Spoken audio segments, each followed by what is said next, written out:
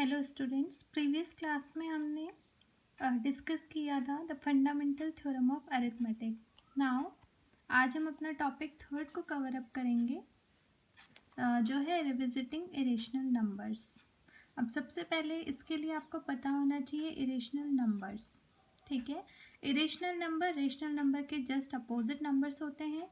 जैसे आपका rational number वो नंबर होता है जो कि आप p अपॉन q की फॉर्म में आप जिसको लिख सको, और वहाँ पे क्या है आपका q ज़ीरो नहीं होना चाहिए, मतलब डिनोमिनेटर ज़ीरो नहीं होना चाहिए, एंड p एंड q आपके कोई भी इंटीजर्स होते हैं। ऐसे इसके अपोजिट इरेशनल नंबर्स वो नंबर्स होते हैं which can not be written in the form of p upon q, जिनको आप p अपॉन q की फॉर्म में नहीं लिख सकते हो, where p and q are integers and q is not equal to zero. ठीक है, कुछ आपके irrational numbers proved irrational numbers हैं, जैसे √2, √3, पाई, -√2/√3, ये सारे आपके क्या हैं, इरेशनल नंबर होते हैं। अब इस टॉपिक से रिलेटेड आपका एक बहुत ही इंपॉर्टेंट क्वेश्चन बनता है बोर्ड एग्जामिनेशन के लिए, जिसमें है आपका ये प्रूव दैट √2 इज इरेशनल। आपके पास √2 की जगह √3, √5, √5+2 कुछ भी आ सकता है, और उसको आपको क्या प्रूव करना है, इरेशनल प्रूव करना है। इन टाइप के क्वेश्चंस को करने के लिए आपका मेथड एक ही मेथड होता है। उसके लिए आप सबसे पहले ध्यान रखना कि जो नंबर भी आपको रेशनल प्रूफ करना है, आपका सबसे पहले उसको अजम्पशन आपको ले लेना है कि वो क्या है, एक रेशनल नंबर है, मतलब हम उसको अपोजिट सपोज कर लेंगे। ठीक है, let us assume that √2 is rational. हमने क्या कर लिया कि इस नंबर को हमने रेशनल अज्यूम कर लिया। ठीक है, अगर ये एक रेशनल नंबर है then it can be written in the form of p upon q। अगर ये एक रेशनल नंबर है तो हम इसको किसकी फॉर्म में लिख सकते हैं, p अपॉन q की फॉर्म में।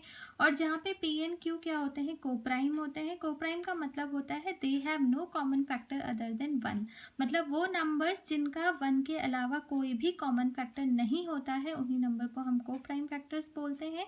और यही क्या है, आपके p एंड q है, जहाँ पे q ज़ीरो नहीं हो सकता है। तो आपने इसको रेशनल माना था √2 को, तो इट मीन्स उसको हम p अपॉन q की फॉर्म में लिख सकते हैं। तो √2 is equal to p upon q, ये आपकी फर्स्ट मेन इक्वेशन बन गई।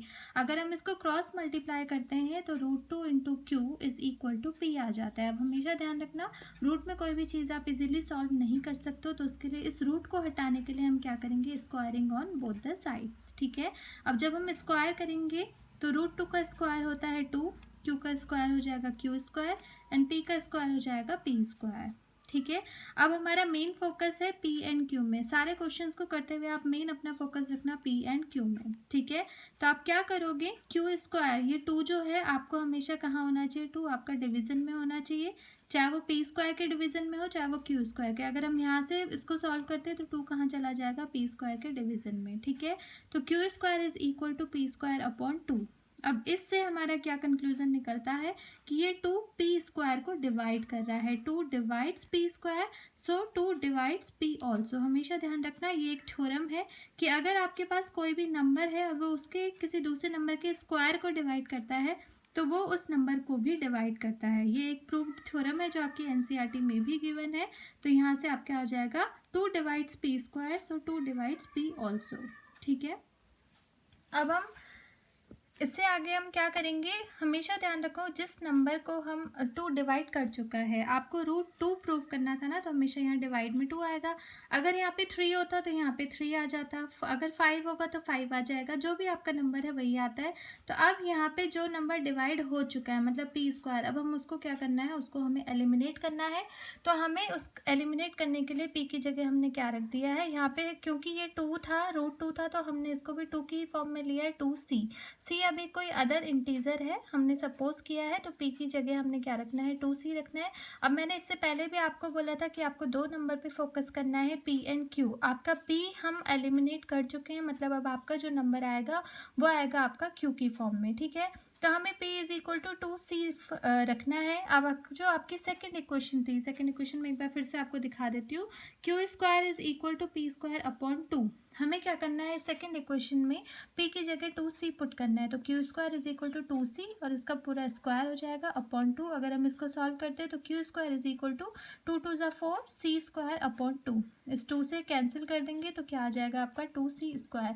अब मैंने क्या बोला है कि हमें फोकस करना है q एंड पी पे आपका जो 2 है, जो डिवीज़न में 2 आया है, वो आपका या फिर पी के नीचे होना चाहिए या फिर क्यू के नीचे होना चाहिए। तो हमने यहाँ पे फर्स्ट वाले इक्वेशन में आपने क्या था, 2 पी स्क्वायर के नीचे था, तो अब यहाँ पे कहा आ जाएगा 2 क्यू स्क्वायर के नीचे आ जाएगा। अगर हम सी स्क्वायर की वैल्यू निकालेंगे तो वो हो जाएगा क्यू स्क्वायर अपॉन 2। ये आपकी बन गई थर्ड इक्वेशन। ठीक है, अब फ्रॉम जैसे हमने सेकेंड में किया था ऐसे ही हम थर्ड में करेंगे। From third 2 divides Q square, 2 किसको डिवाइड कर रहा है, क्यू स्क्वायर को, सो 2 डिवाइड्स क्यू ऑल्सो, तो ये क्यू को भी डिवाइड करेगा। ठीक है, अब अगर आप इसको थर्ड वाले को और सेकंड वाले को कंपेयर करोगे तो यहाँ से हमारे पास क्या निकलता है, therefore P and Q have एटलीस्ट 2 एज अ कॉमन फैक्टर। आपका जो 2 है वो पी को भी डिवाइड कर रहा है, क्यू को भी डिवाइड कर रहा है, इसका मतलब पी एंड क्यू का एक कॉमन फैक्टर आ गया, कौन, 2।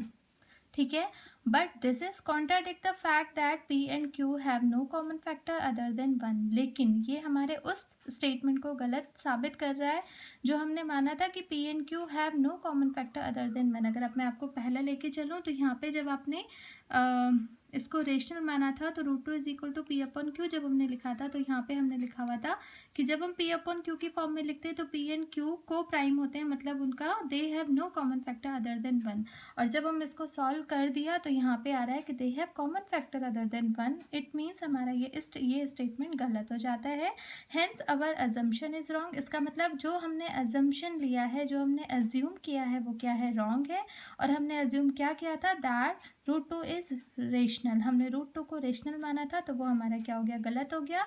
सो we conclude that √2 is irrational. इसका मतलब आपका √2 कैसा नंबर है, एक इरेशनल नंबर है। तो इन टाइप के क्वेश्चंस को करने के लिए हमेशा आप फोकस करना, आपका जो भी आपने यहाँ पे लिया होगा पी अपॉन क्यू या ए अपॉन बी, या आप कुछ भी लिख सकते हो, उन दोनों नंबर पे फोकस करना। और दूसरा आपका ये नंबर, इफ़ यहाँ पे √2 होगा तो आपका कॉमन फैक्टर 2 आएगा, आपका √3 होगा तो आपका कॉमन फैक्टर 3 आएगा, आपका अगर √5 होगा तो आपका कॉमन फैक्टर 5 आएगा। तो ये टाइप का क्वेश्चन आज मैं यहीं पे ख़त्म कर रही हूँ। इसके बाद इरेशनल का ही मैं एक और टाइप का क्वेश्चन आप सबके साथ शेयर करूँगी नेक्स्ट क्लास में। Thank you.